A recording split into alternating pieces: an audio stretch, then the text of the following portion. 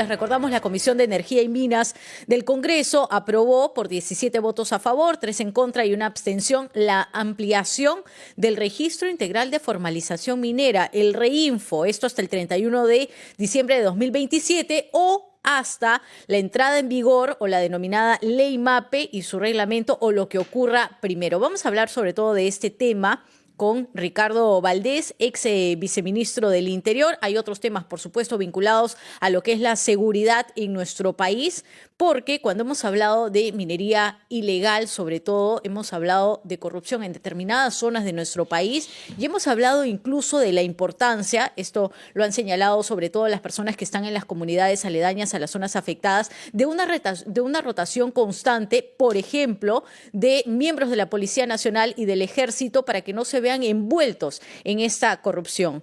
Ex viceministro Valdés, bienvenido a RPP, muy buenos días. Muy buenos días.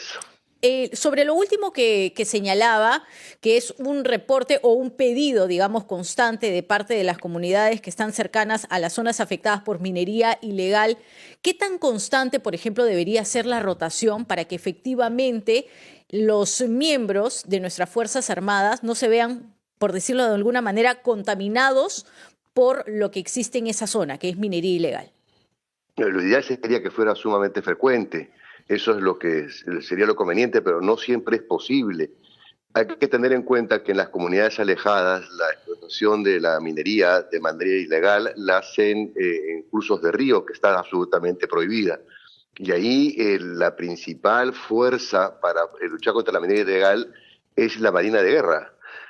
Hay que tener en cuenta que la policía actúa a 100 metros de la ribera del río. Por lo tanto, eso es un campo de la Marina de Guerra y la verdad es que la preparación de la Marina de Guerra y su accionar en ese sentido ha sido hasta ahora muy débil y muy limitada. Claro. Don Ricardo, ¿cómo está? Buenos días. ¿Qué tal, Carlos?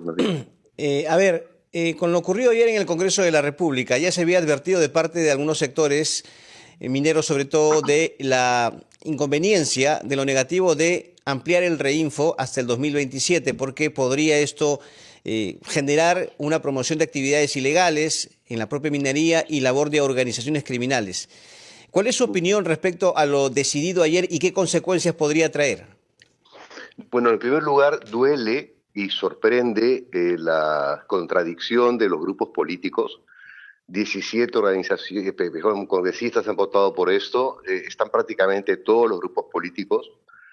Y ellos habían en otro momento manifestado su convicción de no prolongar ya el REINFO, conscientes del daño que esto genera al medio ambiente, por su enganche con las economías criminales y las organizaciones criminales de toda la Haya.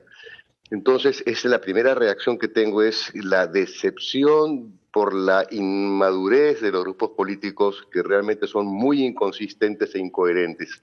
¿Usted cree que eso es inmadurez o aprovechamiento político? Bueno, y ahí viene el tema. Yo me pregunto por qué. Y cuando yo tengo delante en pocos meses un proceso electoral, la respuesta surge de manera inmediata. Es decir, aquí hay un aprovechamiento político, usando sus términos, para poder captar, en primer lugar, este gran bolsón electoral, que yo lo calculo en toda la cadena productiva de no menos de 1 millón de votantes.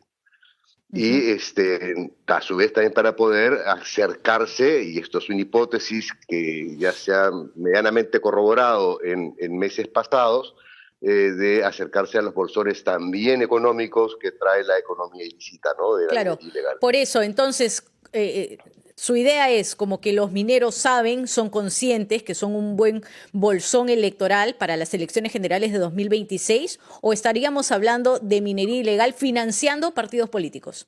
Ambas cosas.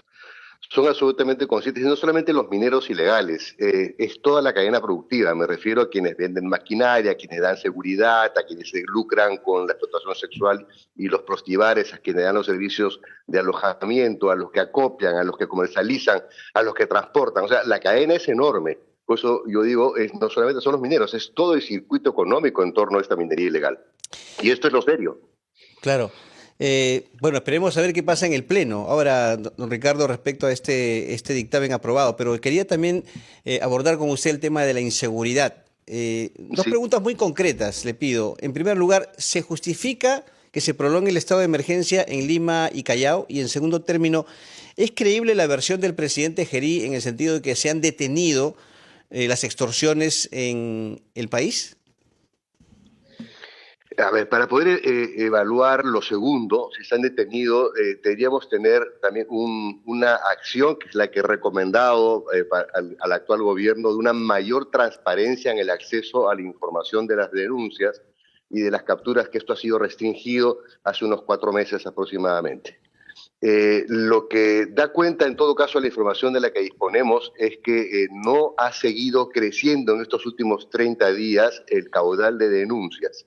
Sin embargo, lo más serio es que nos encontramos en un pico importante de incremento de asesinatos y de denuncias por extorsión, y estos aparentemente se mantienen ahí, pero nada hace, digamos, prever que esto vaya a disminuir, y es posible que la curva siga ascendiendo en la medida que, y aquí respondo la primera, los resultados del estado de emergencia son muy débiles, porque no están atacando el problema central, que es la extorsión.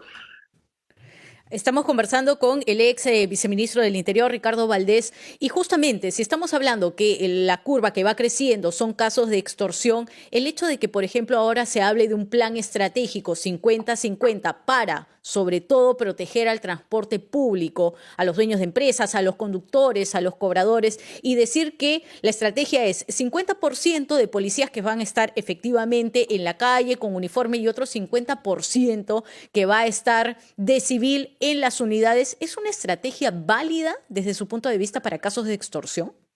La verdad es que he quedado sorprendido con las declaraciones del ministro. No se entiende qué es lo que quiere decir. Si es que esto va a estar relacionado al cuidado específico de los buses o de los paraderos, de todos los paraderos y los de cientos de kilómetros de las múltiples rutas que hay en Lima y en el Callao, me parece absurdo.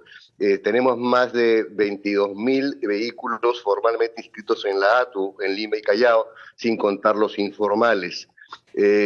Policías en todo Lima y Callao son 42.000. Estos trabajan, algunos de ellos 24/24 y otros en regímenes laborales distintos. Que acá poco importa si están vestidos de civil o no. Lo que importa es qué capacidad de reacción tienen. Claro. ¿Acaso tienen radios para comunicarse en caso que vean a un hecho delictivo o a una probabilidad? No lo tienen. Tienen que usar su propio celular. Entonces, la verdad es que toda la sugerencia hecha por el ministro me parece un poco absurda. Don Ricardo, una precisión, por favor. Entonces, con lo que le había preguntado, ¿se justifica para usted que se amplíe el estado de emergencia o no?